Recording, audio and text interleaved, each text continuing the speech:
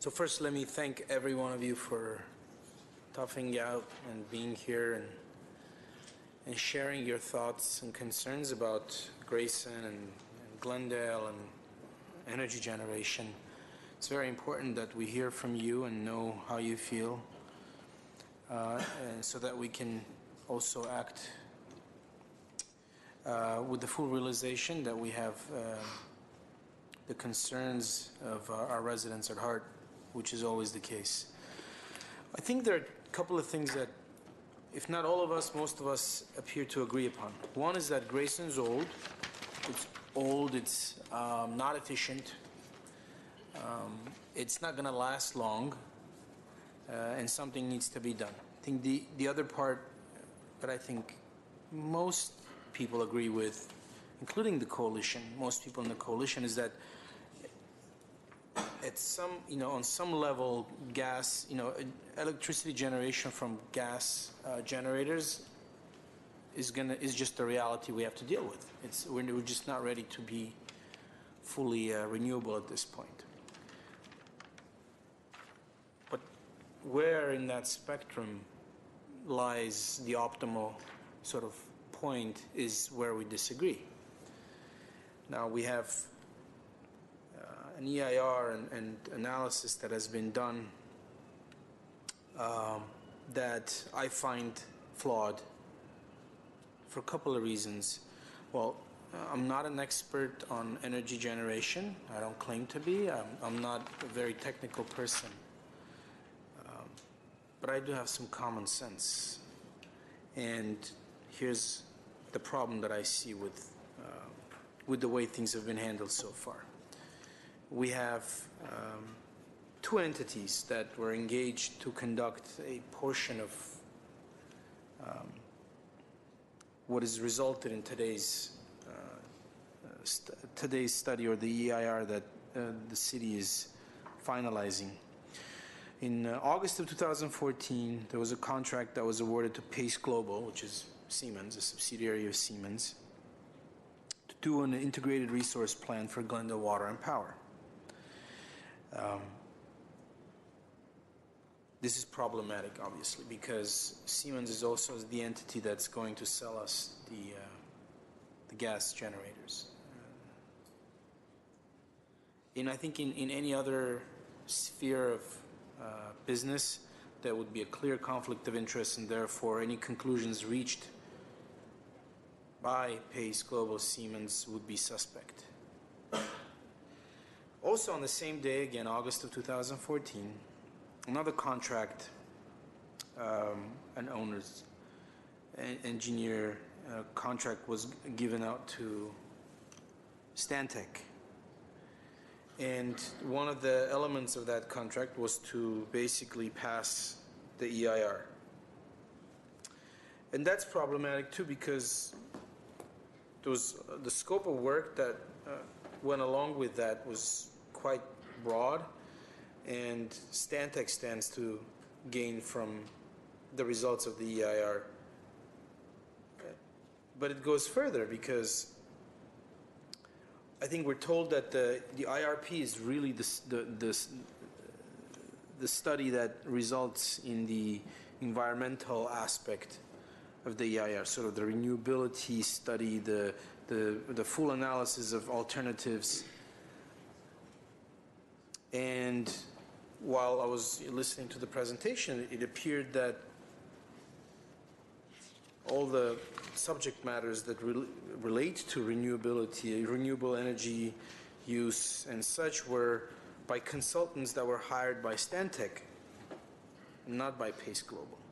So I don't understand why they wouldn't be hired by Pace Global, and why this wouldn't be part of, therefore, the integrated resource plan.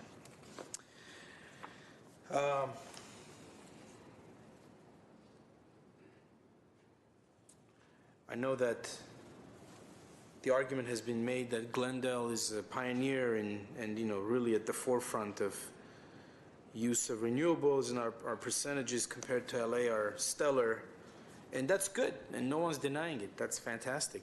The thing is, we want to keep it that way. we want that to be the case 15 years from now, 20 years from now, not just today. And one wrong decision, a very costly one that could potentially cost our residents $500 million, could steer us in the wrong direction, and we could lose that position. And LA residents would be saying, oh, you know, compared to Glendale, we're really up there, and Glendale's lagging behind. The argument has been made that, you know, this project is going to yield jobs, and, you know, we want to make sure that our unions have plenty of jobs. First of all, one way or another, there are going to be jobs. The unions are going to get jobs. It's not, I don't think it's really an issue. It's a red herring. But more importantly, this is not an economic development project. I mean, we're not trying to create jobs. These jobs are an ancillary benefit to this project, nothing more. We don't set out to create jobs. Do the jobs come? Great. But that's not the goal here. The goal is to replace the existing aging Grayson's electricity generation capabilities with a forward-looking, modern generation capability, which in my vision, my non-engineering vision, contains an element of generation from gas, but also, and increasingly so, from renewable energy resources. But how would we know whether we've done the ultimate study, whether we've really dug to the depths of information that's available out there, and therefore brought to the city the optimal renewable energy package within the context of repowering Grayson, unless it's conducted by an independent, unbiased, unvested entity that has the requisite expertise in studying alternative energy, green energy. And therefore, I think it's incumbent upon us to immediately start such a study, find that right entity who can do so, maybe not one, maybe it's two that will have to do it, but commission a study.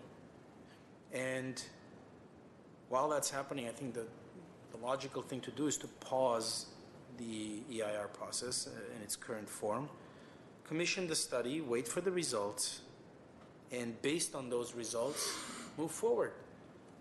Maybe the results come back and say, you know what, today's version, the recommendation that staff is making today is the optimal one. But then we'll know, because we'll have the results from an objective entity. Right now, it's not. It's not an objective entity.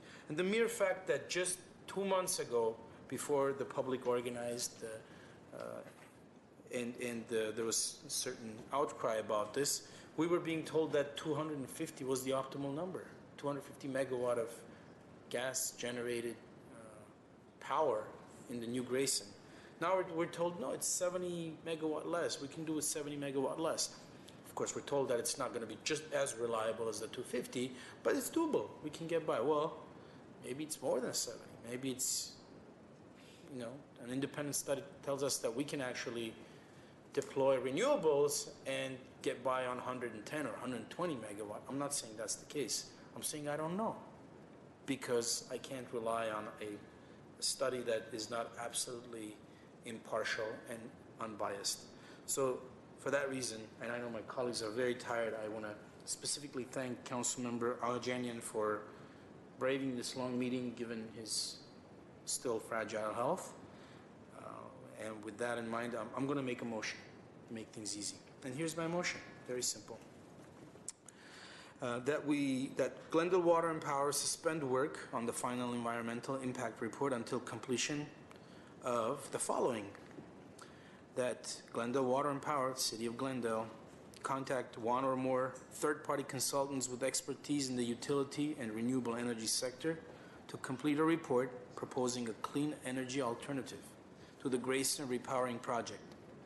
The proposal shall ensure the city meets its reliability obligations while maximizing the use of demand response, energy efficiency, clean energy, energy storage, transmission, distribution, and other grid upgrades, and emission-free technology to avoid further long-term capital investments in natural gas capacity at the Grayson facility.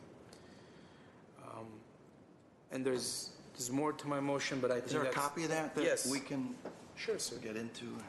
But before we take a vote, we want to make comments. Sure, I just made a motion. You can make all the comments you want. I mean, maybe there's a second, maybe there isn't, but I did make a motion.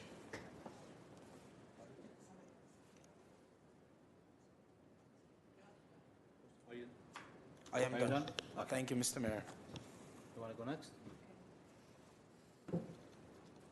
Councilmember Zareh. Councilwoman, your microphone. Thank you. It's been a long night, huh? If I can I add something to Sure, the motion? absolutely. I think also one thing that would be very important and would really instill confidence in the process would be the creation of a committee, an oversight committee or whatever you want to call it, an ad hoc committee, which I would propose be comprised of our water and power commissioners, so that commission, and then each council member appoint one additional person to our water and power commission. And I think that really would add a layer of a confidence-building layer to this whole process. And what would the role of that committee be? Just to be advisory board. It would be an advisory board on this issue. But are they experts to be an advisory Well, board? we have Commission Water and Power. Yeah. There's a certain, hopefully, This we is the- appointed people with some expertise. My person on that commission is certainly an expert. And anyone that I would appoint to that commission, an additional person, I would take the responsibility to make sure they were an expert. I think we saw a lot of experts in the room tonight, right? Didn't think? Well, I'm talking about industry experts, or folks who have vested themselves in green technologies and green energy. So that's my complete Councilman motion. Ivan.